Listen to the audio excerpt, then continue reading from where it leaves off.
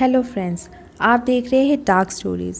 Friends, आज की कहानी बहुत खौफनाक है और डरा देने वाली भी। ये कहानी मेरे साथ सुमन जी ने शेयर की है। अगर आप नए हैं मेरे चैनल पर तो प्लीज़ पहले सब्सक्राइब कर दीजिए ताकि आने वाली कहानी सबसे पहले आपको मिले। फ्रेंड्स, मेरे इस चैनल पर आपको डरा देने वाली खौफनाक हॉरर स्टोरी सुनने के लिए मिलेगी जो पहले कभी आपने नहीं सुनी होगी, और सब ये शॉर्ट स्टोरीज़ होंगी। फ्रेंड्स, अब बढ़ते हैं कहानी की ओर। मेरा नाम सुमन है, मैं बिहार की रहने वाली हूँ। मैं अपने भाई के घर होली मनाने के लिए गई थी। वहाँ मुझे रात को भी रहना पड़ गया था।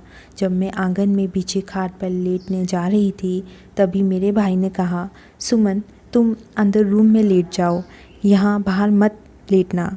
उनकी ये बात सुनकर मैं अंदर लेटने चली गई। शायद आधी रात का वक्त हो रहा था।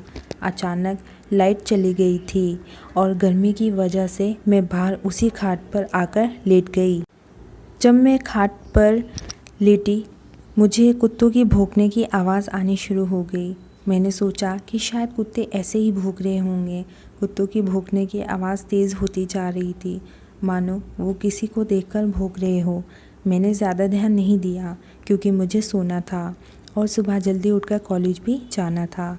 पता नहीं कैसे मेरी आंख लग गई थी।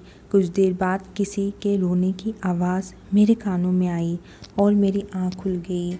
मैं खाट पर लेटी रही और ये सोच रही थी कि इतनी रात को कौन रो रहा है, और वह भी घर के अंदर से आवाज़ आ रही थी। मैंने जैसे ही उठकर कोशिश की ये देखने की कि कौन रो रहा है, तो मैंने देखा कि सामने दीवार के कोने पर कोई बैठा है और वह कोई काली परछाई दिख रही थी, मानो कोई पीठ के बल बैठा हो और रो रहा हो। उस परछाई को जब मैंने देखा तो मेरी डर के मारे हालत ख़राब हो गई, क्योंकि मैं वहाँ अकेली आंगन में थी और सब अपने रूम में थे। मैं चुपचाप पड़ी रही।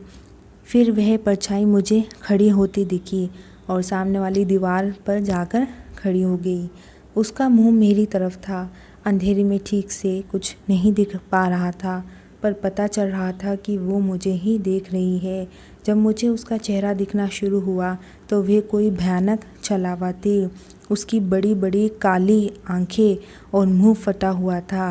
वे धीरे धीरे मेरे पास आ रही थी। मुझे बहुत डर लग रहा था। उसे देखकर मैंने ज़ोर की चीख मारी और चिल्लाते हुए अंदर रूम में भाग गई। घर के सब लोग अब उठ चुके थे। सबने मुझसे पूछा कि क्या हुआ। मैंने सारी बात बता दी। सब सुनकर मेरे भाई ने कहा कि मैंने तुम्हें मना किया था कि अकेले आंगन में नहीं लेटना, फिर क्यों तुम मना करने के बाद भी लेटे। फिर आगे उन्होंने बताया कि यहाँ पास में ही एक पीपल का पेड़ है। लोग कहते हैं कि कोई छलावा उस पर रहता है, इसलिए कोई भी अकेला रात को बाहर नहीं लेटता। फिर भाई की मैं सारी बातें समझ गई थी और उस रात मैं अंदर ही लेटी रही। पर एक बात बहुत अजीब थी कि पूरी रात वो कुत्ते भौंकने की आवाज़ें मुझे आती रही, मानो कुत्ते उसी छलावा को देख रहे हो।